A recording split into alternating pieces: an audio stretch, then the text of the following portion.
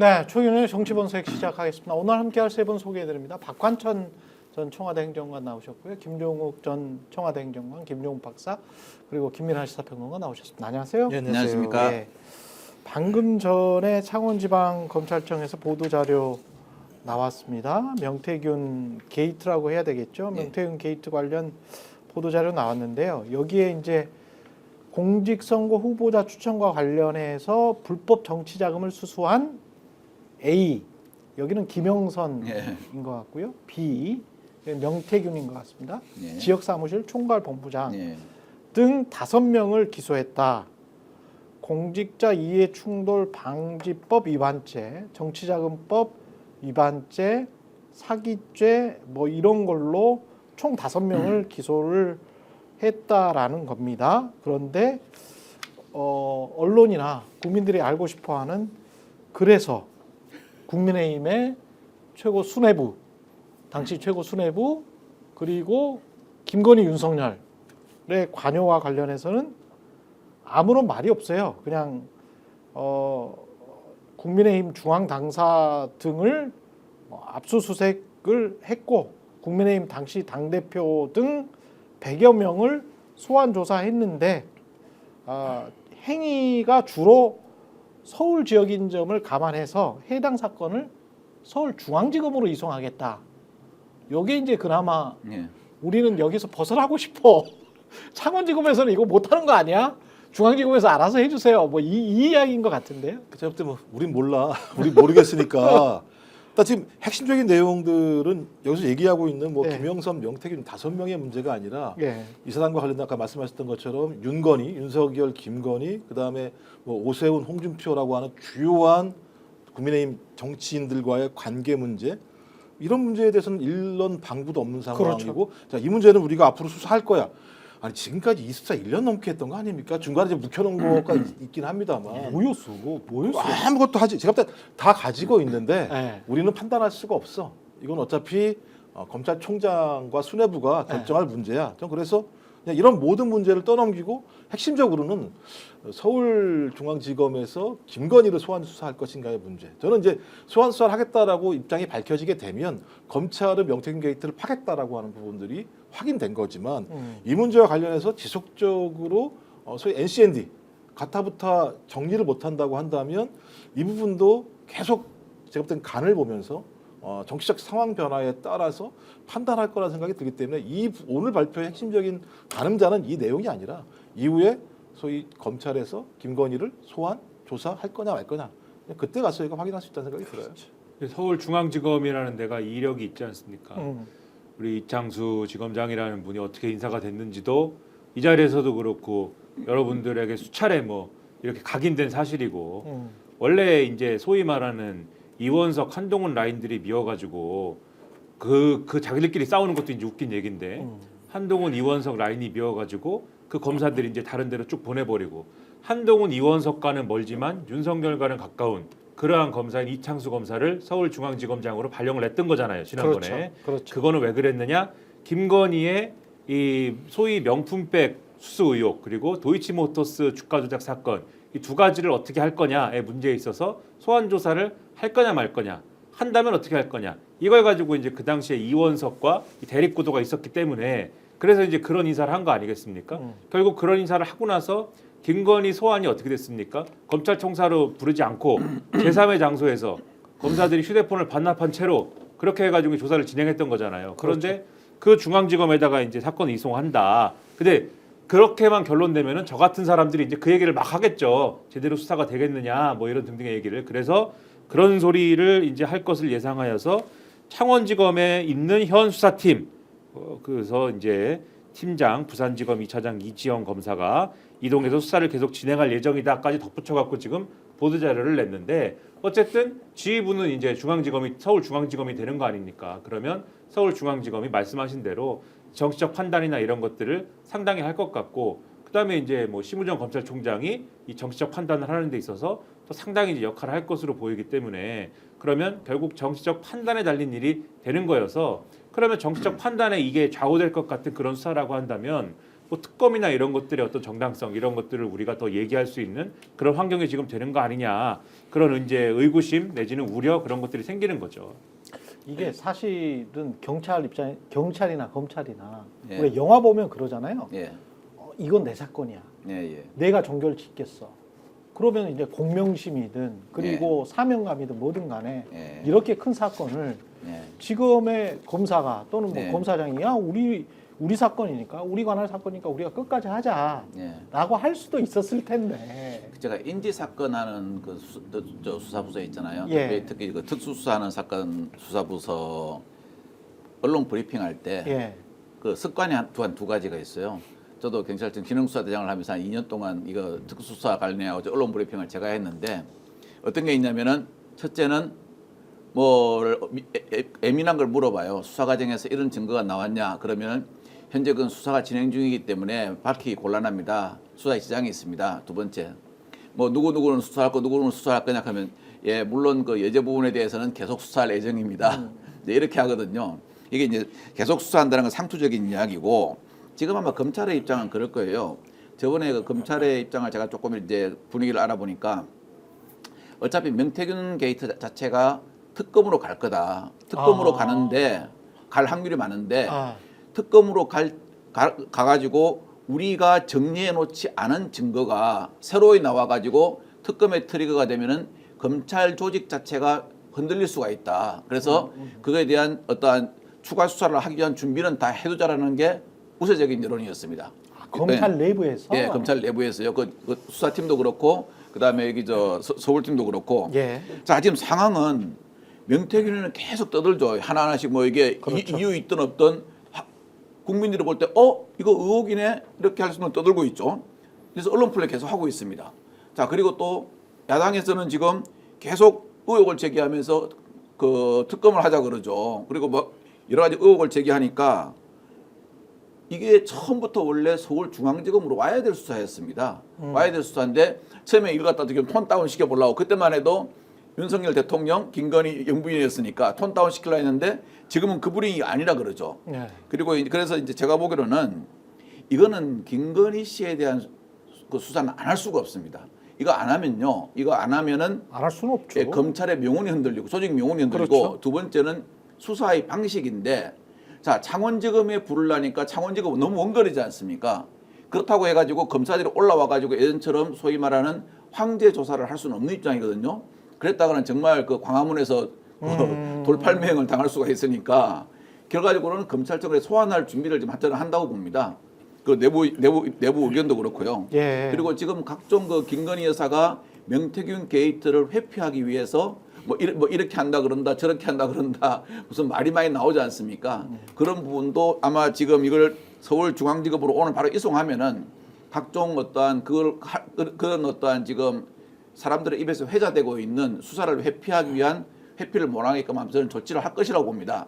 만일 그거 안 하면요 정말 검찰은 이번에 조직 자체가 흔들립니다. 정말 그렇죠. 자기들만 당연하죠. 하잖아. 제가 예. 보기로는 기소청으로 전락하고 말 겁니다. 근데 이 부분 관련돼서 말씀하신 것처럼 검찰이 늘 이제 권력이 끝나갈 때는 예. 이 죽은 권력이 돼갈 때는 사냥개처럼 또 그 전까지 충성을 하다가 주인을 물지 않습니까? 그렇기 때문에 저는 이 윤석열과 김건희 등에 대해서는 할 수도 있을 것 같아요, 검찰이. 그런데 지금 국면에서 사실 검찰에 진짜 사실 이거는 수사할 거야 안 할 거야라고 묻고 싶은 핵심들은 명태균 씨도 주장을 하는데 국민의힘의 대권 주자들입니다.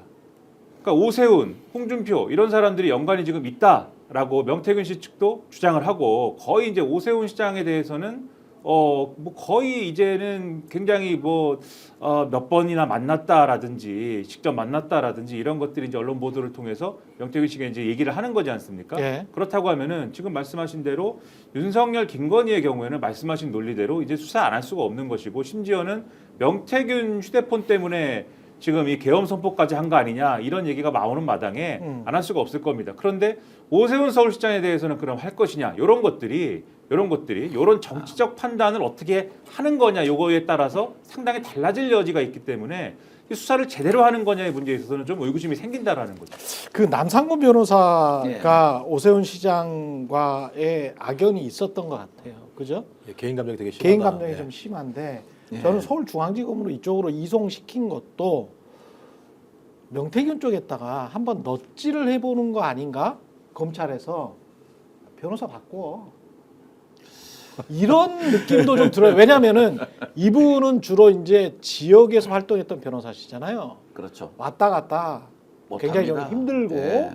그 다음에 이제 지법으로 배정이 될 텐데 뭐 이게 사실은 한국 같은 사회에서 지검과 서울 중앙지검과 지법의 판사들의 얼굴이라도 좀 알아야 되는 측면이 있는데 주로 지방에서 활동을 했던 변호사시면 그쪽에서는 이제 괜찮지만 이쪽에서는 조금 좀 그 뭐 안면이 그러면 이제 명태균 씨 입장에서 봤을 때는 본인도 본인의 이익을 생각하면 남 변호사를 바꾸는 게 낫지 않나? 이렇게 생각할 수도 있거든. 그러면 자 생각해봐. 여러모로 지금 오세훈 시장뿐만이 아니고 여러모로 한번 당신이 정치적으로 한번 생각을 해봐. 그러면 현재 권력은 이미 끝났어. 김건희와 윤석열은 끝났어. 그건 뭐 우리가 아니라도 특검에서 할 거야. 근데 미래 권력에서 늘 줄 섰잖아. 왔다 갔다 한 사람이잖아. 근데 굳이 오세훈을 네가 방방 뜰 필요가 뭐가 있니? 한두 달 전에 말했던 것처럼 잘 생각해봐. 라는 그런 사인일 수도 있다는 거죠. 제가 보기에는 그래서 이게 검찰이 고도의 정치를 여전히 하고 있다. 제가 보도자료 네. 내용을 보게 되면 수사 결과를 세팅하려고 하는 건가라는 느낌이 있어요. 말씀하신 내용은 다 빠져 있어요. 네. 핵심적으로 앞에 나와요. 대부분 다 예를 들면 그 윤석열, 김건희에 대한 부분들은 다 앞으로 수사해야 될 내용으로 들어가 있는데 이 문제와 관련해서 이 윤석열, 김건희를 컨택하게 됐던 그 전 배경 문제가 홍준표, 오세훈으로 이어지게 되는 어떤 형태로든지 선거 결과를 새롭게 세팅해서 그 사람을 서울시장으로 만들고 이준석을 이런 과정들에 대한 내용들은 전혀 들어가 있지 않은 상황이거든요. 그리고 솔직히 검찰 같은 경우 지금 새롭게 등장하는 게 아니 오세훈은 2번 만났다고 얘기하는데 자기 말로는 명태균은 4번 만났다고 얘기하고 있고 전화 통화 내용이 뭐냐면 유사한 거잖아요. 나경원을 이기는 여론조사 결과를 좀 가져와 봐라는 얘기가 있었다는 얘기가 나오면 그냥 판박이 세팅이 벌어진 거예요. 그러니까 오세훈 판박이,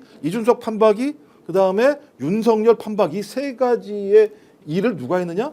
명태균이 했다라고 보시고 확인은 안 된 겁니다만 그렇다면 이 문제의 본질적인 내용들은 이 세 개의 세팅을 같이 다 조사해야 되는 거거든요. 근데 이 두 가지는 지금 빠져 있는 상황이고 맨 뒤에 부분만 등장한 건데 그런데 그렇다면 김주현은 어떤 역할을 할 것인가 좀 지켜봐야 되는 거죠. 김주현은 어차피 윤석열 민정수석이니까 윤석열의 사람이란 말이에요. 근데 지금까지 과정을 보면 김주현과 심우정은 매우 중요한 서로의 관계들이 있죠. 그러니까 김주현 때문에 심우정이 지금까지 올라왔다고도 볼 수 있는 과정들이기 때문에 여전히 아마 용산 같은 경우는 심우정에게 김건희 문제와 관련해서 왜냐하면 지금도 김건희가 다양한 방법으로 압력을 넣고 있다라는 느낌들을 저희가 지워버릴 수가 없는 상황이기 때문에 그렇죠. 요 한 축이 있을 것 같고 또 한 축은 말씀하셨던 것처럼 아무리 안에서 따져봐도 윤석열은 이제 게임 끝난 것 같아. 게임이 끝났으니 여기에 대한 증거를 우리가 꽉 잡아놓고 오세훈 이런 데까지 넘어가지 않도록 이 건을 갖다 더 크게 부풀릴 수도 있는 측면들이 있거든요. 그래서 어떤 판단할지 모르겠습니다만 저는 이 보도자료 보면 기본적으로 일단 창원 그 지검은 아무것도 할 수 없겠구나 앞으로 제가 볼 때. 그렇죠. 그냥 서울중앙지검이 이제부터 새롭게 세팅해서 가는 거라는 생각이 들어서 맞습니다. 야 진짜 가락하다 이런 느낌이 들 때가 많아요. 야, 특검이 특검을 무조건 해야 될 것 같아요. 끝까지 도망치려고 하는 게 보입니다. 보도 자료에서 끝까지 도망치려고 한다. 이게 이제 그 특수수사를 하는 사람들 있지 않습니까? 하는데 불문율로 하는 말이 하나 있습니다. 그 수사와 법원은 정치를 흔들거나 좌우하지 않는다. 이게 불문율이거든요, 거의요. 그런 불문율이 있습니다. 그래서 특히 이제 뭐 조기 대선이 지금 가능성이 많지 않습니까? 이런 걸 앞두고는 어떠한 제가 보기로는 현재 지금 대선 후보로 거론되는 사람들에 대한 수사 착수는 안 할 겁니다. 그래서 제가 보니까 이 명태균 수사는 1, 2막으로 나누어지는 것 같아요. 1막은 지금 현재 창원지법에 기소된 사람들 있지 않습니까? 거기에 대해서는 창원지검과 창원지검 검사들과 그다음에 여기서 또 나간 검사들이 필요하면 한 명 정도 잔류해가지고 그 공소 유지를 할 겁니다. 공소 유지를 하고 실은 이제 2막은 뭐냐면은 검찰은 딱 2개일 겁니다. 대선이 끝난 다음에 누가 대통령에 당선되느냐에 따라 가지고 보고서를 올려가지고 결정을 받을 거고, 두 번째는 제가 보기로는 특검이 발족되면은 특검에게 너희들이 그동안 부실 수사를 안 했다고 할 만큼 이 증거 자료를 다 정리해 가지고 인계할 준비를 하고 있거나 둘 중에 하나의 선택을 할 겁니다. 그러면 이제 뭐 다음에 조기 대선으로 누가 당선냐에 따라 가지고 속된 말로 수사가 얼마나 정치권으로 확대되느냐, 확대되지 않느냐 이런 문제가 걸려 있거든요. 국민의힘에 있는 율사들 이거 다 알고 있습니다. 예. 다 알고 있기 때문에 지금 어떻게나 소위 말하는 조기 대선 지금 들으지 않습니까? 조기 대선 말 안 하지만 전부 다 조기 대선 뛰고 있지 않습니까? 이 조기 대선에서 진보와 보수의 이념 대립으로 가가지고 어쨌거나 그래도 한번 기사회생 해보려고 하는 거죠. 왜냐하면 이런 문제가 다 걸렸기 때문이죠. 그렇죠.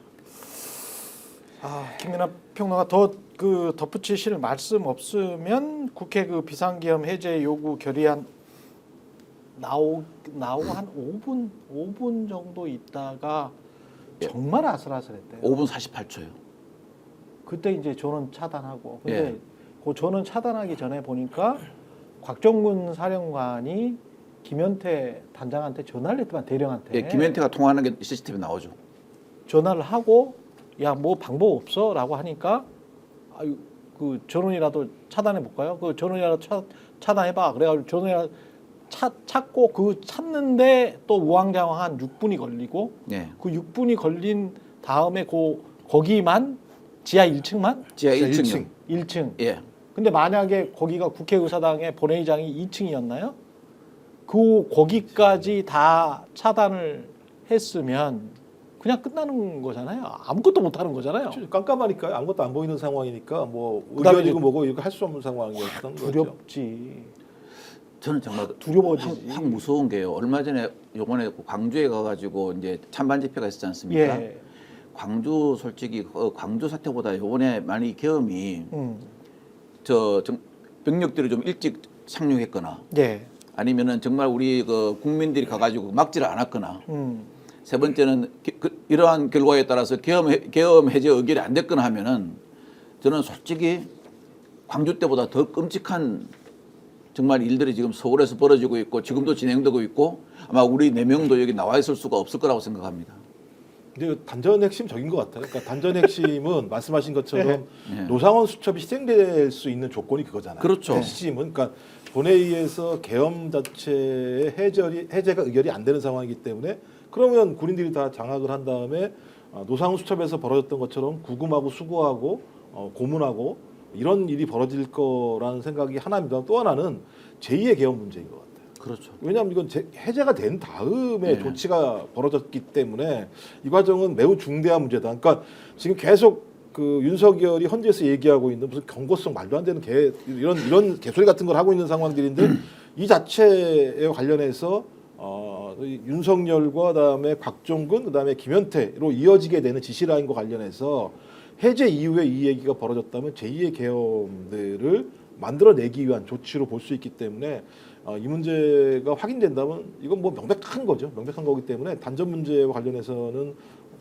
빠른 시일 내에 이 문제에 대해서 저희가 확인을 지금부터 거의 확인됐다고 생각이 들긴 하거든요. 이 내용을 그러니까, 보면 확인된 왜냐하면 겁니다. 화면으로 다 본 거니까 그러니까. 화면으로 다 나온 상황이기 때문에 그러면 이건 뭐 명백한 거죠. 그러니까 의결을 막기 위한 방법으로서 이미 이상민이 힐깃 봤다고 얘기하는 단전 단수가 나온 상황이었기 때문에 하나의 조치 내용 중에 하나였었고 그럼 이것은 소위 기능을 마비시키게 하는 조치를 취한 건데 그 조치가 비상계엄이 해제된 이후에도 국회 본청에서 벌어졌다면 그렇지. 또 다른 계엄들을 하려고 했던 측면들이 네. 있었다고 우리가 볼 수밖에 없기 때문에 이 문제는 아마 또 다른 대단히 중요한 분기점으로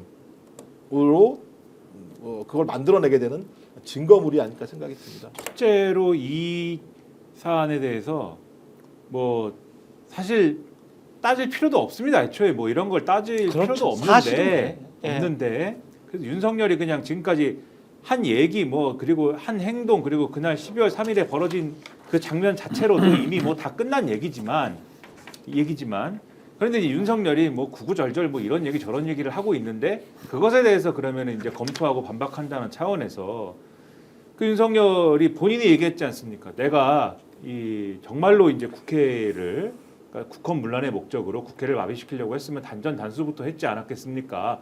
질서 유지를 목적으로 군인을 보낸 것입니다. 이렇게 얘기를 했는데 좀 단전을 한 거지 않습니까? 그렇죠. 그러니까 이제 본인 얘기도 위배가 되는데 다만 지금 이렇게 항변을 하고 있어요. 그건 내가 지시를 한 게 아니고 곽정근이 지시를 한 것이다. 무슨 얘기냐면 실제 탄핵 심판에서 그 부분은 있습니다. 김현태 단장이 자기가 이 단전이라도 할까라는 이제 이러한 얘기를 하면서 엘리베이터를 타고 갔다라는 걸 진술을 했고 곽정근 전 사령관은 거기에 대해서 그거는 내가 김용현이나 윤석열로부터 지시를 받아서 이제 한 건 아니고 내가 지시했다 이렇게 증언한 건 있어요. 이 부분이 그렇죠. 있는데 예. 그런데 요게 맥락상 따지고 보면은 애초에 김현태는 왜 단전까지 생각을 했느냐? 애초에 지시 내용이 150명이 되면 안 된다라는 지시가 있었기 때문이죠. 그렇죠. 그거를 이행하기 위한 수단으로서 단전을 생각한 것이고 그렇죠. 곽정근이 받은 지시도 애초에 받은 지시도 곽정근이 받은 지시도 국회의원을 끌어내라든지 하여튼 국회가 계엄 해제 의결을 하지 못하도록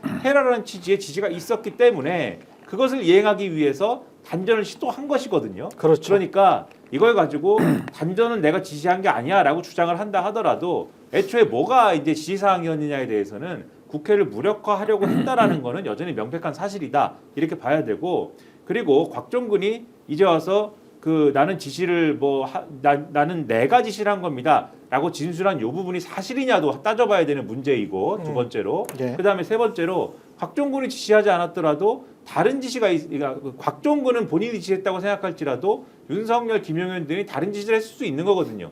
다른 라인으로 단전이나 단수를 지시했을 수도 있는 것이기 때문에 그럴 가능성까지 포괄해가지고 지금 봐야 한다라는 것을 보여주는 그러한 정황이다. 그래서 이걸 가지고 윤석열이 무슨 내가 단전을 지시하지 않았다라고 피해가는 거는 제가 볼 때는 하등 고려할 가치가 없는 주장이다라고 생각을 합니다. 그래서 이제 보면은 최영두 재판관이 있지 않습니까? 예. 헌법재판관 김용두입니다. 김용두. 최영두는 죄송합니다. 예, 김용두 재판관께서 죄송합니다. 예. 이거 아주 완전히 다른 사람을 제가 말씀드렸네요. 김용두 재판관께서 딱 한 말씀 하셨어요. 자, 그러면은 단전 단수를 갖다가 대통령 안 시켰고 곽종건 김현태가 했다 그러자 그럼 어떠한 뭐를 하라는 지시를 받았기 때문에 그 지시를 이행하는 하나의 방법으로 단전 단수를 너희들이 고려했던 거 아니냐 정확히 묻는 거예요.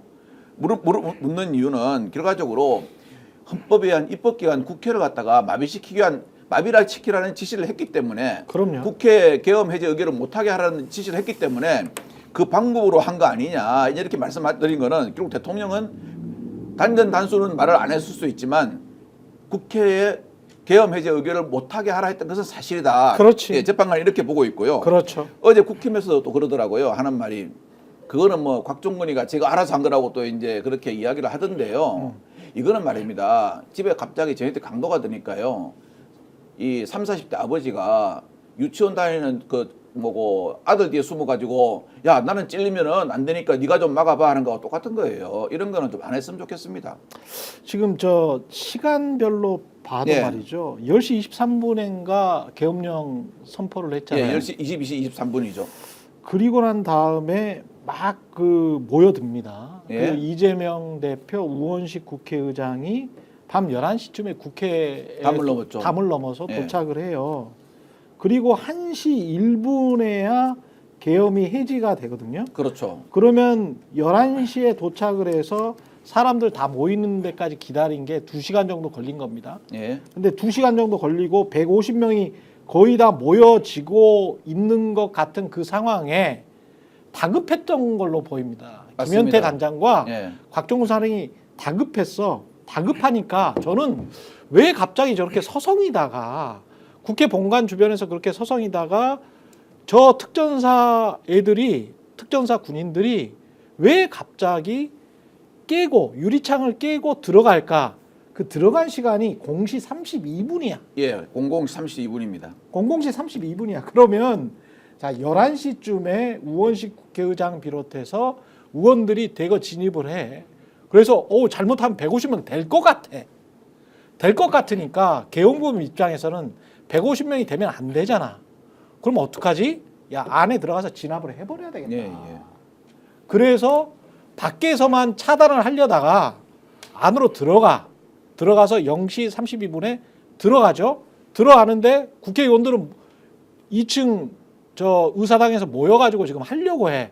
그러니까 전화를 해가지고 1시 거의 다 된 시간에 전화를 합니다. 0시 50 몇 분인가 전화를 하죠. 예, 예. 0시 50분쯤에 전화하죠. 0시 53분에 전화합니다. 그쵸. 영영시에, 박정훈이가. 예. 야 이거 큰일 났네. 어떻게 해봐. 근데 이제 반전이라도 해봐. 이렇게 되는 근데 이제 거예요. 이게 거기 조금 보완하자면 스토리가. 윤석열 공소장에 사실은 이 얘기를 이제 넣을 수 있는 게 다 나와 있는데 그렇죠. 익히 아시겠지만은 한번 상기시켜 드리는 의미에서 다시 한번 말씀드리면 애초에 특전사는 국회의원 끌어내려는 목적으로 간 겁니다. 특전사 간 것이고 수방사는 이제 그 특전사 끌어내는 거를 밖에서 도와주려고 간 것이고 그렇게 이제 군은 배치된 것이고 이게 이제 애초에 보낸 목적은 그래서 국회의원을 끌어내는 것이고 끌어내려는 목적은 당연히 국회 계엄 해제 의결을 막으려고 이제 간 것이죠. 그런데 그렇죠. 이미 특전사가 갔을 때는 어떤 상황이었습니까? 시민들이 모여 있고 국회의원들이 이미 막 담을 넘고 있고 막 그렇습니다. 이런 상황이니까 특전사는 이거는 작전이 이상하다 이 생각을 하는 거예요. 본인들은 이거는 북한으로 갈 줄 알았다는 거 아니야. 그렇죠. 그렇기도 하거니와 어. 가서 어떻게 계엄 해제 의결을 어떻게 막을 것이냐 문을 잠그면 되겠다 이렇게 생각을 했는데 잠글 수가 없는 상황인 겁니다. 이미 다 막 들어가고 뭐 난리가 났으니까 그래서 특전사가 가가지고 뭔가를 지키면서 할 수 있는 상황이 아니라 사람들하고 뒤섞여 가가지고 서성이던 상황이 이제 그래서 발생한 것이고 이 상황에서 우리가 작전 수행을 할 수가 없습니다라는 취지의 얘기를 곽종근에게도 하고 뭐 자기들끼리 뭐 이래저래 하는데. 그 순간에 윤석열이 계속해서 수방사령관한테도 전화를 하고 특전사령관한테도 전화를 하고 국회의원을 끌어내라 문을 부셔갖고라도 끌어내라 4인 1조가 돼갖고라도 뭐 끄집어내라 이러면서 뭐 난리를 치니까 뭐라도 하지 않으면 안 되는 상황이 된 거죠. 그러면서 이 국회의 계엄 해제 의결이 가까워지니까 체포조도 어떻게 됩니까? 체포조의 그 체포 대상 14명 명단도 야 다 집어치고 3명만 딱 잡아와 이렇게 되지 않습니까? 그렇죠. 우원식, 이재명, 한동훈 이렇게 3명 딱 잡아와 일단 이렇게 되고 이렇게 좁혀지고 그러니까는 아주 요 계엄 해제를 일단 막는 거에 포커스를 딱 주는 이제 지시를 계속해서 윤석열이 해요. 계속 이렇게 하면서 나중에 무슨 얘기까지 하냐? 어차피 그 안에 들어가면 그러니까 거의 이제 계엄 해제 의결이 되는 상황입니다. 되는 상황까지 가면은 국회 안에 190명이 모였다는 거는 어차피 확인도 안 되는 것이고 그렇죠. 그러니까 190명이 모여서 의결했다라고 하더라도 그거 인정 안 해버리면 된다 끌어낸 다음에 이런 얘기를 하고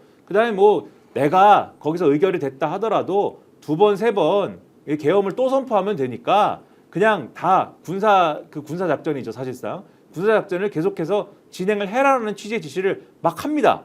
그러니까 거기서 특전사는 계속해서 이제 진행이 되는 거구나 군사 작전은 이라는 인식을 가지고 그러면 단전이라도 할까요까지 이제 간 거죠 얘기가 이게 공소장에 들어있는 얘기랑 합치면 얘기가 이렇게 된다는 겁니다. 떨어져요. 지금 아까 예. 0시 32분에 왜 저 시간에 저 유리창 깨고, 창문을 예. 깨지? 이게 딱 떨어지는 게 검찰 진술의 A 지휘관이 0시 30분께부터 B 지휘관에게 담 넘어서 국회 본관으로 들어가서 의원들 다 끄집어내.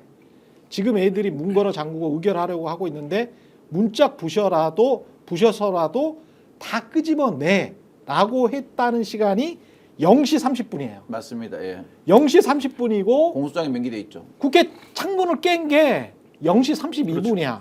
그리고 대통령이 박 전 사령관에게 지시했다는 시간이 그 이전이야. 그러니까요.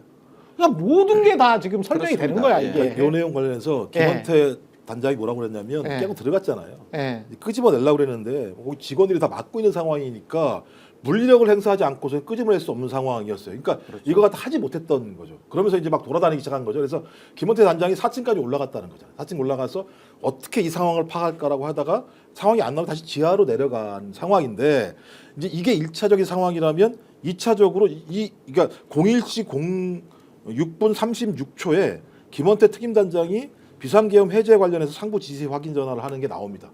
이게 찍히는 게 나오죠. 그리고 난 다음에 이 이후에 한 20초 후에 분전함을 오픈해요. 예. 이 김원태 단장이 하는 게 아니라 그 저기 특임대 단원이 예. 그리고 난 다음에 또 한 30초 후에 일반 조명 차단기를 단전하고 그다음에 또 조금 한 7초 후에 비상 조명 차단기도 단전을 시켜요. 그러니까 이 얘기는 뭐냐면 김원태 단장이 누구랑 통화를 해서 뭘 알아봤는가. 그렇다면 이 얘기는 해제가 된 이후의 상황들이 전파가 됐다면 이건 명백히 제2의 계엄들을 얘기한 거다. 이제 그것이 아니라면 그렇지. 또 확인을 해봐야 되겠습니다만 그렇지. 일단 시간상 순서는 그런 것 같고요. 완전히 예. 완전히 떨어지네요. 그다음에 더 재밌는 건 추경호입니다. 추경호가 우원식 국회의장한테 전화한 거 있잖아요. 예. 1시 반까지 끌어줘. 1시 반쯤까지 기다려달라고 얘기하는 걸 보게 되면 이 내용도 어떤 형태로든지 제가 볼 때는 비상계엄 해제가 되기 직전에 1시 반까지 끌어달라는 얘기들을 추경호가 누구한테 전화를 받았을 거다라고 하는 것이 명백해지기 때문에 두 가지가 벌어진 거죠. 하나는 소위 1차 내란을 통해서 국회의원들을 끄집어내는 작업 하나 하고 그렇죠. 비상 해제가 그러니까 그 계엄이 해제되고 난 다음에 이 조치를 알고 나서 다시 어떻게 2차 계엄을 할 것인지를 확인하려고 하는 이 조치가 이 장면에서 두 가지가 다 교체해서 벌어졌다고 제가 볼 수 있는 거죠. 추경호가 예. 우원식한테 전화해가지고 기다려달라고 그랬다며요. 예, 1시 반까지. 1시 반까지. 예, 예. 그거는 이제 위에서 어떤 상황을 이야기 들은 거겠죠. 들어가지고 지금 안에 이제 군 투입해가지고 막 하고 있으니까 조금만 더 한 1시간 정도가 더 있으면 다 상황이 우리가 장악할 수 있을 거야. 라는 이제 이야기를 들으니까 그렇다고 그 말을 전할 수는 없잖아요. 그러니까 우리 의원들도 다 참석할 테니까 한 1시 반까지만 좀 시간을 달라. 이제 이런 식으로 말을 돌려가지고 의결을 갖다가 막으려고 했던 거죠. 지연시키려고 했던 거죠. 추경호 씨에 대해서는 진짜 철저한 수사가 이루어져야 되는 게 이 정말로 이 사람이 그 모든 것을 다 알고 1시 반까지 기다려달라고 국회의장한테 전화를 했다면 점참 뱀처럼 사악한 자네요. 그러니까 이것도 정말 나쁜 인간이네. 뭘 이 파악해야 인간은. 되냐면 그 안에 있었던 예. 의원들과 통화했는지 확인해 봐야 돼요. 국민의힘에 있는 의원들과 통화했는지 그렇지. 확인해 봐야 돼요. 그러니까 예. 그 안에 있는 숫자를 파악하는 게 가장 중요하잖아요. 150명이 넘어갈 것인가 말 것인가. 그러니까 의결 존속수를 만들어야 되는 상황인데 이게 넘어갔다고 한다면 아주 긴박한 상황이잖아요. 그렇죠. 넘어가는 순간 넘어가면 저희 결정에 따라서 두드리면 끝나는 상황이니까 투표에서. 그러니까 제가 볼 때 추경호가 이걸 인지했다면 당연히 전화해서 야 우리 다 모여 있어 여기에. 그렇지. 조금 이따 갈 거니까. 그렇지. 조금만 기다려줘라고 시간 얘기했다면 끌려고 했던 시간 거 끌려고 아니에요. 매우 거죠. 심각한 거죠 이거는.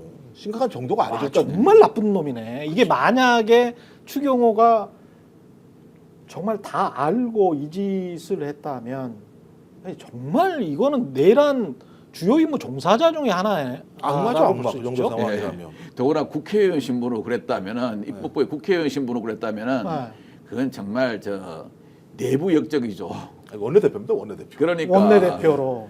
원내대표 와, 핵심적인 사람인 거죠. 이런 인간에 관한 수사를 지금 전혀 못 하고 있는 거잖아요. 내란 특검도 그렇고. 국민의힘 꽉꽉 막고 있죠. 예. 내란 예. 특검에서 이거 빼라라고 얘기하고 있는 이런 상황이기 때문에. 그러니까 그때 한 18명 갔었나요? 국민의힘 의원들이 한 18명 갔었고. 네, 그 정도 갖고. 네, 그 정도. 사실은 그 사람들 없었어도 아무 문제 없었죠. 아무 아무 문제는 문제 없죠. 없었어. 예. 아무 문제는 없었지만 하여간 18명 갔었는데 추경호는 왜 108명을 당사로 불렀을까? 이 부분에 관해서 명확하게 해명을 해야 되겠는데 그럼에도 불구하고 추경호는 윤석열 구한다고 직접 이제 요새는 다시 그냥 언론에 카메라에 얼굴 비치면서 지금 주장을 하잖아요. 추경호는 내란만 있는 게 아니죠. 명태균 게이트 관련해서 만약에 이제 나왔던 그랬지. 그 풍문이 사실이라면 그랬지. 이 사람도 못 나와요. 내란 때문에 못 나오는 게 아니고요. 아, 절대 명태균 때문에도 못 나올 수 있어요. 그게 자기 산거에 대한 정치자금법 이런 것 그렇죠. 걸려 있으면. 의혹도 그럼요. 있죠. 추경호 저 의원이 윤석열 대통령을 지키려는 게 아니고요. 윤석열 대통령을 방패 삼아 자기 입지를 지키려고 그러는 거겠죠. 그러네요. 예. 이 최상목도 마찬가지인 것 같고 지금 제가 저 관 쪽에서 들리는 이야기는 아주 큰 자리들 있지 않습니까? 뭐 국회의원들이나 가고 무슨 1급 이상들이 가는 자리들 있지 않습니까? 무슨 뭐 환경부 산하에 무슨 관리공단 이사장. 관리공단, 예. 그 다음에 산업부 산하에 무슨 공단, 공단. 예. 막 지금 뽑고 있다는 겁니다. 막 지금 뽑고 있대요. 그동안 윤석열이 뽑지 않았던 그 자리 그렇죠. 그래서 거기를 알박기를 하고 있다는 거예요. 빨리 채워 넣어야 한다. 예. 보통 임기가 2년이나 3년이잖아요. 예. 그렇죠. 근데 거기에 알박기를 하는 이유가 뭘까? 그리고 누가 알박기를 하고 있나? 아끼면 똥 된다. 그렇죠. 누가 이거를 다 결제를 하고 있나? 야, 빨리 진행시켜. 대통령실 상식적으로 집권여당 김건희, 최상목 의심할 수밖에 없어요. 왜냐하면 최상목 같은 경우도 자기가 좋은 자리에 있을 때 쉽게 말해서 좋은 자리에 있을 때 뭐 은덕을 베풀어 주면 많이 해놔야죠. 많이 해놓으면 자기 나중에 뭐 좋잖아요. 이게 이제 인수위에 나가 보면요, 정권이 이제 뭐 진보에서 바뀌거나 진보에서 보수의 진보로 바뀌잖아요. 바뀌어도 인수위에서 이제 정부 공기업 명단을 쭉 다 펼쳐놓고 해요. 그 자리가 엄청 많습니다. 제가 알기로는 한 1,300에서 1,400, 1,500자리 정도 되거든요. 그러면 그 이제 장들이 언제 부임했는가 그걸 딱 이제 놓고 하는데 6개월이 안 되면 절대 안 건드려요. 6개월 안 됐으면. 그리고 그렇지. 1년 이하짜리는 또 빼요. 아, 그러니까 1년이 그렇군요. 경과된 사람만 이제 교체 대상으로 딱 해가지고 6개월이 안 됐으면 절대 안 예, 건드려. 그러면 이제 야 지금 그러면 임명된 사람들은 아니, 보장된 거네. 아니 왜냐하면 그렇게 놓으면은 나중에 이제 직권남용으로 걸리죠. 예, 서로 간이 좀 뭐 사이가 안 좋아지고 아. 역풍을 맞으니까 그러니까 딱 해요. 그러면은 이제 1년 넘은 자리들만 대상을 쫙 해가지고 또 이제 보낼 사람 딱 해갖고 총 몇 자리가 난다. 요 이제 요 TO를 구성합니다. TO를 구성하는데 제가 어떤 그 큰 공기업 사장님은 이런 분도 봤어요. 이 양반이 한 1년 6개월, 8개월 됐는데요. 딱 그러더라고요. 이 정부가 딱 바뀌니까 인수위에 명단을 가지고 가요. 우리가 요번에 새로 들어온 정권에 부사장 자리 몇 개, 전무 자리 몇 개, 상무 자리 몇 개, 뭐 몇 개를 제가 이렇게 다 조치를 해드리겠습니다. 대신 저는 좀 계속 제 임기를 채우면 안 될까요? 이런 사람도 봤거든요. 그렇지. 그래서 참 그게 좀 이렇게 어떤 분은 좀 약간 좀 추잡한 건데 지금 실은 저렇게 예를 들어서 대통령 임기가 이제 6개월 안 남지 않습니까? 예. 그럼 실은 원래 인사를 안 하는 게 서로 상도입니다. 그렇죠. 예, 그래서 주로 이제 부사장이 직대를 하거나 예. 기획총괄본부장이 직대를 하거나 하고 원래 6개월이 안 남지 않습니까? 대통령 임기는 정해져 있지 않습니까? 6개월이 안 남으면은 인사를 안 합니다. 자리를 비워둡니다. 옛날에 노무현 대통령도 그랬고 자리를 다 비워둡니다. 그거는 다음에 2월 12월 뭐 며칠 날 선거를 해가지고 2월 달에 오는 사람이 또 할 거기 때문에 그렇죠. 그걸 또 직대를 한다야 큰 문제는 없거든요. 일단 직대 체제로 가는데 만일 그걸 지금 이제 이렇게 좀 있으면은 송구하는데. 한 달만 있으면은 탄핵이 결정되지 않습니까? 그렇죠. 탄핵이 뭐 어떻게 뭐 기각이 되든 인용이 되든 결정이 되는데 보수도 지금 기각이 될 거라고 생각하는 예. 사람 거의 없어요. 예. 지금 보수도. 그 인사를 한다는 거는요. 예. 기본적인 도의조차 없는 걸로 봐야 됩니다. 그러니까 지금 서울청장도 인사를 하지 않았습니까? 같은 맥락이에요. 네. 그렇죠. 같은 맥락이야. 서울청장을 그것도 이 윤석열 측의 얘기를 들어서 하는 것 같은. 그래서 이 내란과 관련돼서 뭔가를 한 것으로 우리가 추정하는 또 그런 것이 확인된 그러한 인사를 서울청장으로 인사를 한 거 아닙니까? 그렇죠. 그리고 지금 이제 소위 이제 뭐 기자들은 이런 것을 가지고 이제 여러 예측을 하고 얘기를 하는 거잖아요. 이렇게 해서 결국은 국방부 장관 인사까지 하는 거 아니냐 이렇게 이제 얘기를 하는 거거든요. 그런 국방부 장관 인사까지 정당화하기 위해서 여러 가지 지금 고위급 인사들을 고위공무원 인사들을 쭉 하는 걸로 최상목 권한대행이 가는 거 아니냐. 그렇죠. 그럼 이제 필연적으로 논란이 불거지지 않겠습니까? 그 국방부 장관은 그 인사를 할 수가 있습니까? 지금 상황에 이 시점에 어떻게 인사를 하고 그 국방부 장관은 제대로 그러면 국방부 장관으로서 역할을 할 수가 있습니까? 그럼 왜 하는 겁니까? 그 국방부 장관 인사는. 그렇죠. 애초에 국방부 장관 인사를 못한 이유는 뭐며 등등의 이제 문제가 있는데 그래서 이제 그런 부분에서 지금 말씀하신 것처럼 최상목 권한대행의 의도나 이런 것들이 논란이 있는 거죠. 제가 그 관료들과 관련해서 꼭 여기 관련해 민주당 관계자들이랄지 국회 관계자들 의원들이 보면 한번 조사를 해보세요. 제가 이건 제보를 받은 거기 때문에 환경부는 이미 끝났고요. 가장 중요한 기관 하나 끝났고요. 산업부는 지금 진행되고 있습니다. 제가 에너지까지 말씀드릴게요. 에너지 산업부에서 에너지국이 제일 세잖아요. 거의 큽니다. 돈도 많고 예. 뭐 연간 예산이 한 2조 정도는 될 겁니다. 에너지만 해서도. 근데 에너지관리공단 지금 곧 진행합니다. 그러면 자 이게 저 환경부 쪽에서도 누가 갔냐? 그냥 관료 출신이 갔어. 1급 출신, 차관 출신이 있다고 관료 출신이 갔는데 최근에 갔습니다. 이게 지금 어떤 작업을 펼치고 있는 거냐? 관료들의 알박기나 그리고 정권의 말 잘 들었던 코드 인사를 막판에 수십 명, 수백 명을 할 수도 있는 거예요. 아 그렇죠. 그렇죠. 그러니까 네, 왜냐하면 할수 이제 있어요. 권한이 없는 자들이 예. 사실은 권한이 없는 자들이 탄핵 당하기 직전에 지금 하고 있는 거야. 근데 최상목이 자기 공언한 얘기가 있습니다. 예. 정무직 제외하고는 저는 따박따박 할게요라고 공개적으로 얘기했어요. 자기 그렇죠. 입으로. 그러니까 전 제가 최상목이 얘기하는 정무직이라고 얘기하는 건 정무직이 아니라 우리가 볼 때 논란이 될 만한 몇몇 사람들을 제외하고는 우리는 인사할 거야라고 얘기를 한 거고 수요가 너무 많잖아요. 그러니까 예를 들면 최상목은 관료사회를 대변하는 사람이기 때문에 관료사회가 작동하는 원리가 뭡니까? 인사권 하나예요, 실제적으로. 그렇죠. 인사권 하나로 예를 들면 다 위아래부터 위계질서를 다 세우는 상황이기 그렇습니다. 때문에 이걸 세우는 과정에서 그 인사권을 가진 네트워크들 있잖아요. 그게 소위 말하는 대통령, 그다음에 지금 이제 권한대행입니다만 지금도 여전히 용산, 말씀하신 국민의힘 이런 사람들이 끊임없이 아마 이 작업들을 하라고 압력을 넣을 거예요. 그리고 이렇게 해놔야 무슨 일이 벌어지느냐? 정권이 바뀌더라도요 5년 내내 싸울 수 있어요. 이 내용 가지고 예를 감사원 터지고 뭐 터지고 하게 만들어서 이놈의 정권, 그러니까 정권이 바뀌었겠죠. 이 정권은 인사 논란을 벌이는 거고 원래 정해진 임기를 갖다가 중간에 끊게 하려는 집단이야라고 얘기하는 공격을 끊임없이 해야 될 수 있는 요소가 이 인사 문제거든요. 그렇습니다. 그러니까 제가 볼 때 지금 상황에서는 그래 다 넣어놔. 다 넣어놓고 난 다음에 그러면 우리 이제 절차적으로 문제된 게 없으니까 너희들이 절차적으로 이 사람들을 자르려고 하는 거는 비민주적이야. 너희들이 잘못하고 있는 거야라고 하면서 다음 정권을 공격을 하게 돼. 그리고 이제 여기에 있는 그 지금 있는 사람들은 네. 이번 차가 아니면 본인은 앞으로 미래가 없는 사람들이에요. 미래가 없죠. 그렇지. 왜냐하면 여기에 자기가 복무했으니까 이 자리 가려고 했을 거 아니에요. 그렇지. 그러니까 윤석열 집단 내에 있는 사람이니까 안 돼. 아래서도 아마 여기 엄청나게 호응을 하면서 자리들을 만드는 악의다툼이 제가 벌어질 거라는 생각이 드는 것이고 그러니까 제가 볼 때 이건 악의 싸움인데 이걸 누가 지금 만들어내고 있냐. 제가 볼 때 용산과 국민의힘이 만들어내고 이게 있다. 정책 집행이 제대로 되겠어요? 이렇게 알박기를 원래 해버리면? 저 이제 원래 그 우리가 탄핵이 없으면 대통령 선거가 12월에 있고 2월 취임하지 않습니까? 그렇죠. 그러면 각 공기업에서 1년에 이제 뭐 수천억 예산의 그 광고공사를 발주하고 하거든요. 그런 것도 다 미룹니다. 그런 것도 미루는데 지금 이제 가만히 보면은 저는 그 최상목 직대가 참 영혼 없이 공직을 수행한다는 생각이 들어요. 예. 왜냐하면은 가장 급한 게 지금 헌재 채우는 거였는데 그것도 안 채웠지 않습니까?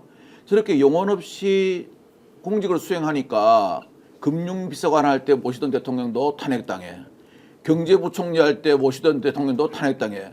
아마 이거 우리 공직사회에서 기록일 겁니다. 그렇죠. 예, 자기 그래가지고 저 뭐고 금융비서관 할 때 대통령이 탄핵당하니까 수석한테 수석님 알아서 하시고 자기는 필리핀으로 나라샤 했지 않습니까? 그렇죠. 근데 지금은 또 이제 이번에는 어디로 나라샤 할지 모르겠습니다.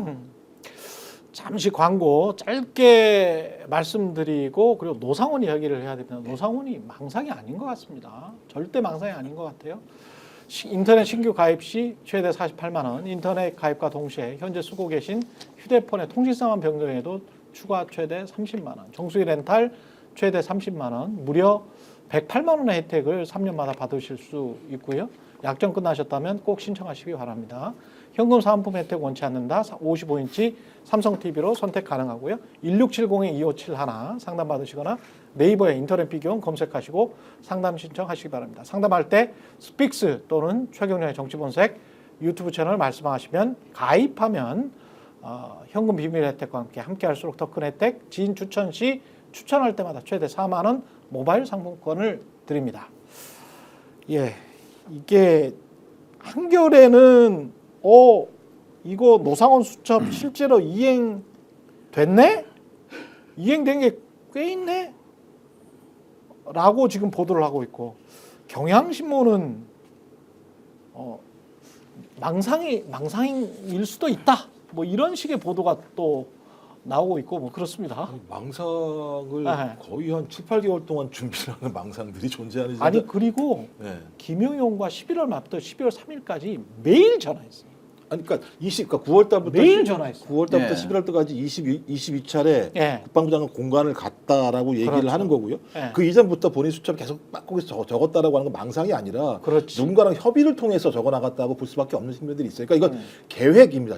아주 치밀한 계획이고 그 계획의 내용을 보면 혼자 할 수가 없어요. 그 수거대상 명단만 보더라도 망상으로 이렇게 써낼 수가 없어요. 지금 내용들을 들어보면 명확하게 어떤 기준을 가지고 좀 수거대상을 다 얘기해 놨고요. 그렇죠. 지금 지금 내용을 보면 이게 거의 제가 볼 때 캄보디아 킬링필드 같이 될 뻔했던 것 같은데 그 수거 대상 명부에 실제로 여인형의 체포조가 체포를 해야 될 사람들이 겹쳐? 겹치는 정도가 그렇죠. 아니고요. 예. 만 명에서요. 음. 만 명을 데려다가 조지면 음. 10만 명도 될 수 있다는 생각이 들 정도의 상황이에요. 여기 보면 뭐 10만 명 넘을 것 같은데. 예, 내용들을 보면 뭐 일단 좌파 방송사, 좌파 유튜브, 뭐 문정부 때 사람들 다 여기 있죠. 그다음에 여기 4명은 다 해당됩니까? 예, 다 거의 뭐 제가 보니까 그 다 해당되시는 분들 같아요. 예, 그다음에 무슨 뭐 무조건 해당되네. 종교 단체 이런 거 있잖아요. 예. 근데 예를 들면 천주교 정예부의 사대단 불러가지고 몇 명 불러다 가지고 야, 니네 누구 누구야? 몇 명 있어? 그러면 쫙 낚이는 거잖아요. 조직 사건이 그런 거지 않습니까? 그렇죠. 이렇게 일일이 1년 동안 거의 1년 동안이잖아요. 지금 내용 보면 정치 개혁을 통해서 장기 집권하는 계획들을 1년 동안 준비한다고 나와 있어요. 진 사람 말에 의하면. 김종우 행정관님은 문정부 때 노무현 정부 다행입니다. 때 빠져나가기는데 제가 좌파 유튜브여서 문때 청근무 예, 탄탄 아저씨. 행정관 이상 예. 탄탄 아저씨여서 하지만 좌파 유튜버 예, 예. 좌파 유튜버 거기 항목에 걸립니다. 일단 그래서 예. 따지고 보면 진짜 거의 소위 좌파 척결이라고 얘기하는 제노사이드가 예. 한국 사회에서 벌어질 뻔했었는데 아까 우리 얘기했던 것처럼 5분만 단전을 빨리 했다면 그렇지. 그러니까. 야, 끔찍한 일. 그러니까 개회 매주를 못했잖아. 그렇죠. 10만 명이 1년 동안 죽거나 구금당하거나 고문당하거나 어딘가 무슨 예를 일이 들면 아닌데. 이런 된 상황이기 때문에 이런 부분들이 망상이다. 제가 왜 무슨 망상이 아니라고 얘기하냐면 말씀하셨던 것처럼 22회를 갔잖아요. 그 김영현 공간의 노상원이 그다음에 말씀하신 건 마지막 날 4일 동안 계속 통화를 했다라는 거고 또 하나는 이런 예를 들면 체포 대상과 관련해서 가장 중요한 핵심은 윤석열과 김건희가 징후하는 대상이 가장 핵심적인 명단으로 들어갔다라는 거죠. 그렇죠. 그리고 지금 제가 듣기로 저희가 확인해봐야 되는데 김건희가 소위 이 9월부터 11월 사이인가에 국방부 장관 공관에 갔다라고 하는 얘기들이 나오고 있어요. 또. 이거 제가 좀 확인해 봐달라고 얘기했었는데 이거 예. 확인을 해봐야 되는 겁니다. 지금까지 추정입니다만 워낙 지금 세상이 좀 그래서 이런 사실이 밝혀진다면 이건 윤석열, 김건희의 생각을 김영현, 노상현이 반영해서 하나하나 구체적으로 적시를 했고 기술적인 파티야. 김영현과 노상원 이런 사람들이 했었겠지만 전체적인 방향은 윤건희가 했다라고 볼 수밖에 없는 정황들이 계속 쭉 나오고 있는 거죠. 이게 망상이라면은 굳이 망상이라고 한다면 같이 한 망상이죠. 누구의 망상인가? 윤석열 뭐 등등 김용현 그다음에 지금 말씀하신 대로 뭐 김건희일 수도 있고 모두 함께한 망상 모두가 함께 같은 꿈을 꾸면은 꿈이 이루어질 수가 있습니다. 그 보여주는 거예요 지금 이게 이거는 여러 얘기할 필요가 없는 게 당장 이제 계엄 해제가 된 이후에 윤석열이 결심지원실에서 했다는 얘기를 이제 들어서 진술한 내용이 있지 않습니까? 군 관계자가 그렇죠. 뭐라고 하느냐?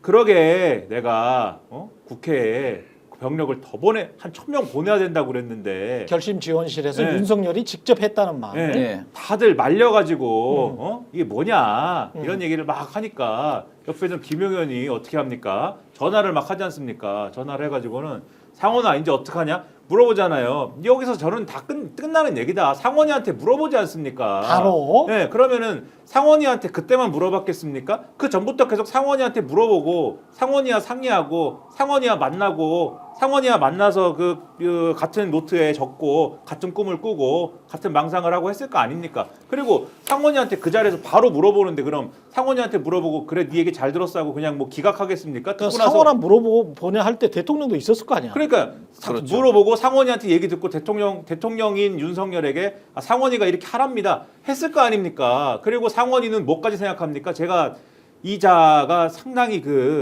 독특하다고 생각한 게 이자는 어쨌든 정보사 출신이고 정보사령관 출신이고 사령관 출신입니다. 예, 뭐 누구를 죽이고 아주 사이코패스인데 예. 사람을 어떻게 하면 죽일 수 있는지를 여러 방법을 동원해 가지고 막 계속 상상해오는 사이코패스인데 뭐 거기까지는 그렇다 쳐요. 군 출신이고 뭐 아주 악마 같은 군인이다라고 치는데 예. 자기 분야도 아닌 삼선 개헌과 후계자는 왜 생각합니까? 상원이가 그렇죠? 상원이는 이 생각을 왜 합니까? 이 생각을 하는 이유가 있어요. 누가 그 얘기를 위해서 했기 때문에 하지 않으면은 그 생각까지 할 필요가 없어요, 상원이는. 근데 상원이가 이 생각을 했지 않습니까? 이 생각을 해서 노트에 적지 않습니까? 그러면 이거는 같이 꾸민 것이고, 상원이 원래 후계자 생각까지 할 필요가 없는데 그 생각을 했다는 거는 무슨 후계자겠습니까? 그게 정보사령관 후계자겠습니까? 아니지 않습니까? 이게 그래서 이런 걸로도 이게 혼자 꾼 꿈이 아니라는 게 다 증명이 되는 것이다. 이게 지금 이해찬이 들어가 있고요. 전 국회의원이고 예. 전 민주당 대표인데 지금은 사실 정계에서 은퇴한 분이잖아요. 이해찬이 들어가 있고. 이거는 그러니까 개인적 원한이라고밖에 볼 수 없어요. 더 탐사. 좌파 유튜버 옆에 더 탐사라고 돼 있습니다. 이거는 김건희 관련된 이야기를 굉장히 많이 했던 예. 것이고 좌파 방송사가 들어가 있죠. 좌파 방송사 MBC, JTBC 그렇죠.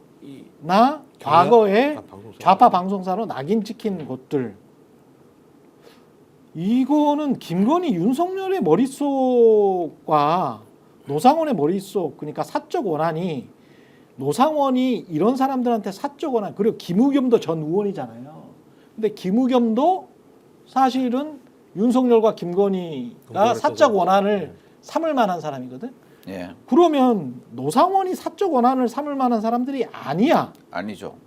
또 재미있는 것도 있어요. 어. 이재명 가로 열고 쪽 놈들. 이재명 쪽 쪽 놈들이야. 놈들이야. 그러니까 이게 말이 안 돼. 쪽 놈들. 그 누가 많이 쓰는 용어잖아요. 예, 가까운 그렇죠. 이거 일단 우리가 공개된 있지 않습니까? 예. 지금 공개된 증거 자료만 분석해 가지고 한번 이야기를 해보시죠. 자, 그게 노상원 수첩으로 알려져 있죠. 근데 필적 감정이 안 되죠. 노상원이 거다 아니다가 아니고 불능으로 나왔습니다. 이런 건 뭐냐면은 필적 감정을 국가수에 의뢰할 때 이건 노상원이 수첩이니까 노상원이 다른 필적을 가지고 같이 의뢰를 합니다. 그래가지고 뭐 아픈이나 윤흔이나 이런 걸 돌려보고 하는데 필적 감정이 불능이라는 것은 뭐냐면 여러 가지 필적이 섞여 있을 때 여러 사람이 썼다. 예, 또는 복사본일 때 이런 필적 감정 불능이 나옵니다. 저도 의뢰해 보면요. 그리고 국방부 장관 공간에 많이 갔다 그러잖아요. 노상원 씨가. 그건 밝힌 사실 아닙니까? 그게 다 공간촌 안에 있어요. 지금 한남 관여촌 안에 다 있죠.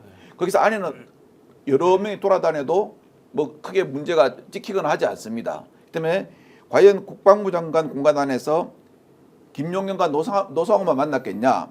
이걸 추정해 볼 수 있는 하나의 말이 있어요. 상원아 이제 어떡하냐라고 이야기했죠. 그렇게 이야기를 했다는 것은 결국 노상원이한테 업무를 지시한 게 김용현이 아니고 김용현은 참모장이고 그다음에 노상원이는 작전참모고 그 위에 그 총장은 따로 있다는 거죠.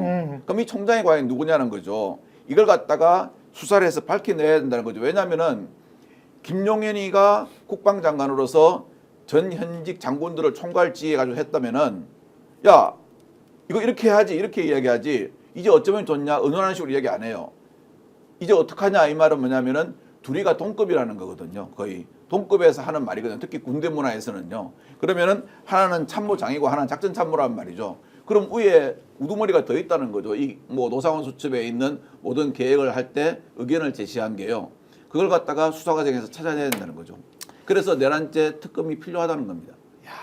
이 지금 보면 볼수록 정말 사적 원한, 그리고 만약에 이게 사적 원한 때문에, 저는 사적 원한 때문에 이게 작성이 된 것 같은데, 윤석열과 김건희 씨의 사적 원한 때문에 이런 명단이 작성이 되고 그것 때문에 계엄을 하고 계엄을 해서 이 사람들을 진짜 죽이고 없애버리고 하려고 했다면, 그리고 그거를 부정선거 이슈로 덮어버리고 이 사람들이 부정선거를 했다, 이놈들이 다 주모자다라고 했다면, 이 인간은 윤석열, 김건희, 만약에 김건희가 개입이 됐다면, 그리고 김용현이나 노상원 이자들은 무슨 자기들이 지금 헌법재판소에서 나와서 마치 미래 한국을 위해서 민주당이 한국의 국정을 아주 불능으로 만들어 버렸기 때문에 미래 한국을 위해서 자기들이 뭔가를 했다라는 그런 말 자체가 얼마나 이게 후한무치하고 뻔뻔한 겁니까?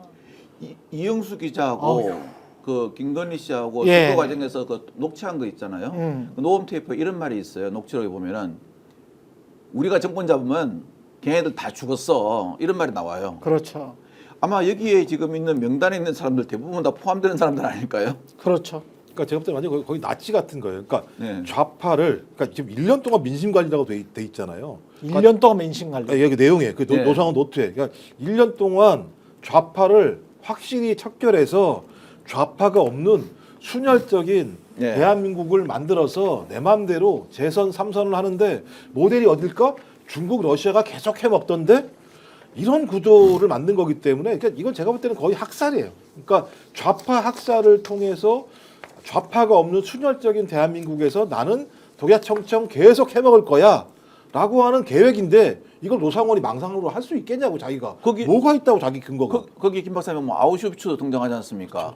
실미도, 백령도, 연평도 해가지고요. 청소였죠. 그거 예. 청소를 하겠다는 거기 때문에. 수거 매립 장소까지 나오지 않습니까? 그리고 그 부분은 노상원의 끔찍해요. 머리가 절대 아니다라고 생각이 그리고 특전사 요원들 몇 명 불러내라. 그 무술 잘하는 애들로 불러내라라고 할 때 폭파하고 사격요. 예, 폭파하고 사격. 예. 전라도 애들은 뽑지 말아라. 아 그렇죠.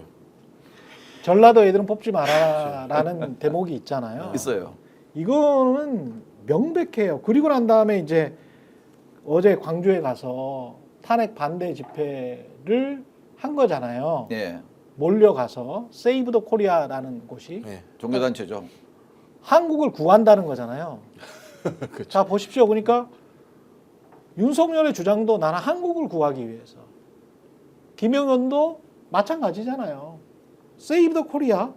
그러면서 그 밑에서 깃발 들고 흔드는 미국 성종이 들고 흔드는 그 사람들도 근데 그게 진짜 할 짓인 게 거기에서 계엄군에 의해서 수많은 사람이 거기서 사살이 되고 죽었잖아요. 근데 그 광주에 가서 그렇게 다시 한번 트라우마를 건든다는 게 이게 인간이 할 짓입니까? 그러니까 이게. 거기서 지금 외친 구호가 예, 결국 윤석열의 계엄 선포가 정당하다. 내란이 아니다. 대한민국은 계엄이 필요한 나라다. 뭐 이런 거 아닙니까 그렇죠. 지금. 예. 근데 정말 황당한 것은 지금 이 집회를 하고 나서 기류가 보수 정치 쪽 기류가 좀 이상합니다. 뭐가 이상하냐?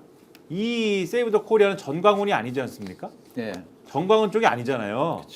그러니까 지금 무슨 분위기를 지금 만들려고 하냐면은 이 사람들 소년보 목사가 하는 요 계열은 아, 이 사람들도 목사예요? 그렇죠. 아, 이 세계로 사람들도 소년보가 소년보. 미치겠다. 네. 이 계열은 아, 좀 그래도 정상적이야. 정상적이고 아. 정상적인 목사고 요 전광훈은 완전 이단인데 아. 여기는 좀 정상적인 목사이고 그리고 광주에서 한 집회에 그게 뭐 우리가 통합도 얘기를 좀 하고 근데 5.18 민주화 운동에 대해서도 전한길 씨가 올라와 가지고 긍정적으로 얘기를 했어. 그러니까는 이게 변화가 있는 거야. 지금 우리가 뭔가 이 보수가 온건해지고 있는 것이지 이런 거를 지금 얘기하려고 한다. 이 집회를 그렇게 포장하려고 한다. 그리고 앞으로 정광훈 쪽하고 뭔가 이거 결별하는 듯한 그러한 뭔가의 알리바이로 이 세이브 더 코리아의 이 집회를 만들려고 한다. 이런 기류가 느껴집니다. 느껴지고 그런 걸 통해서 뭔가 앞으로 계속 이 자리에서 말씀드린 게 국민의힘이 피벗이 좀 어려울 것이다. 무릎 연골이 나갈 것이다. 갑자기 방향 전환하면 그렇게 말씀드렸잖아요. 그거를 요런 방식으로 지금 하려고 모색하는 듯이 보이는데 그리고 뒤에 막 또 한동훈이 나오고 이러면은 한동훈이 나와서 김문수, 홍준표는 정리해 줄 거야. 그러면 근데 한동훈이 너무 미워가지고 당원들이 한동훈을 안 뽑겠지? 그럼 누가 먹느냐? 오세훈이 먹는 거야. 뭐 이런 그림이거든요 지금. 근데 생각대로 절대 안 될 것이다라는 거를 계속해서 가르쳐 줘야 됩니다. 진짜 이렇게 상상을 해보세요. 뭐 독일이나 뭐 아우슈비츠 이런 거 생각할 필요 없이 위안부 할머니들 면전에서 그 자손들 면전에서 야 너네 할머니 일제시대 때 매춘한 거야 라고 외치고 있다고 생각을 해보십시오. 수만 명이 때로 달려들어서 지금 그 짓을 하고 있는 겁니다. 제가 정말 화를 안 내려고 몇 번이나 다짐을 하지만 이거는 인간이 할 짓입니까 이게? 사람이 할 짓이 아니죠. 예. 사람이 할 짓이 아니죠. 그러니까 자, 그 학살의 역사를 우리가 안다면 종교를 떠나서요. 그런 자리에 모이자고 하더라도 말이 되라고 얘기될 사람들인데 자기들의 목적, 자기들의 이익. 소위 그러니까 예를 들면 지금 극우 기독교 집단들의 경쟁이 벌어지면서 한쪽은 이제 정광훈은 여의도 서울 지역에서 집회를 하고 여기는 전국을 돌아다니면서 자기가 소위 극우 이후에 자기의 이익을 확보하기 위해서 자기의 신도들을 모으는 건데 신도들은 그런 거 아니에요? 목사가 뭘 얘기합니까? 너 내 말 안 들으면 천국 못 가라고 얘기하면서 아니 그거야 중세 시대 때나 있었던 이야기고. 지금도 마찬가지입니다. 10세기 때나 있었던 이야기인데. 지금도 마찬가지입니다. 그걸 지금 그 사람들- 1000년이 지났는데. 지금도 그러니까 내세를 볼모로 잡아서 계속 가스라이팅을 하는 거고 아이, 미친 그 사람들이에요, 그 사람들 그게. 안 따라가면 그거 기독교 신자가 아니지. 아니, 그렇게 생각하는 사람들 되게 많아요. 아니 목사가 하나님이야 뭐야. 그러니까 버스가 다 가잖아요. 예를 들면 울산에서 버스가 가고 대구에서 버스가 가고 아이고. 거기 가서 그 목사의 말을 들어야지만 자기는 천국으로 갈 수 있다고 생각하는 사람들이에요. 아니 목사라는 직업 자체도 아니 기독교를 제대로 공부하신 분들 한번 보세요. 목사라는 직업 자체도 근대 이후에 탄생한 직업이에요. 어디 성경에 목사라는 직업이 나옵니까? 성경에는 교회 내에 장로, 예. 집사 정도가 나옵니다. 권사라는 자리도 없어요. 왜냐? 그때 여자는 사람 취급 안 했거든. 정신 차리세요. 민주주의가 여성한테 참정권을 부여했다고요. 성경에 지금 여자가 그래서 예수님이 주로 여성을 변호를 한 겁니다. 과부를 변호한 이유가 뭔지 아세요? 가장 약자였기 때문에 그래요. 그때 당시에. 근데 그렇게 많은 희생자를 낸 광주에 가서 그 짓거리를 하고 있다고요? 기독교인들이라는 사람들이? 근데 저는 어제 보면 광주 시민들의 그 대응이 참 그래도 좀 많이 성숙됐다고 봤습니다. 두 개를 요구했다 그러더라고요. 이왕 광주도 왔으니까 5.18 무랑아리라든가 이 역사를 처음 보는 거 아니냐. 여기도 한번 구경하고 가시고. 두 번째 남도 음식이 좋으니까 따뜻하게 밥 한 끼 하고 가라 그렇게 하시다 그러시더라고요. 아니 구경을 못해요. 버스 타고 다 돌아가야 되겠네. 그리고 참 보면은 그 이제 저는 이게 뭐 광화문파, 여의도파 하지 않습니까? 그렇죠. 어디 광화문이나 여의도를 그런 데 붙여 먹습니까? 그러지 말고 그냥 광운이파. 옛날에 뭐 태촌이파. 그다음에 뭐 또 있잖아요. 또 무슨 소년법. 양언이파 하듯이 그렇게 이름을 붙여야 한다고 봐요. 지금 저렇게 하면은요. 저거는 저 어디 광화문이나 여의도를 갖다 자기들 사적인 거에 팔아먹습니까? 그게 어떻게 생긴 지명인데요. 여기까지 하겠습니다. 최근의 정치본색 박관천 전 청와대 행정관, 김종욱 박사, 김민하 시사평론가와 함께했습니다. 감사합니다. 감사합니다. 스픽스는 말하는 언론입니다. 대세는 유튜브, 그중에서 스픽스. 좋아요, 댓글, 구독, 알림 설정. 여러분이 저희를 사랑해 주시고 우리가 여러분을 사랑하는 4가지 방법입니다.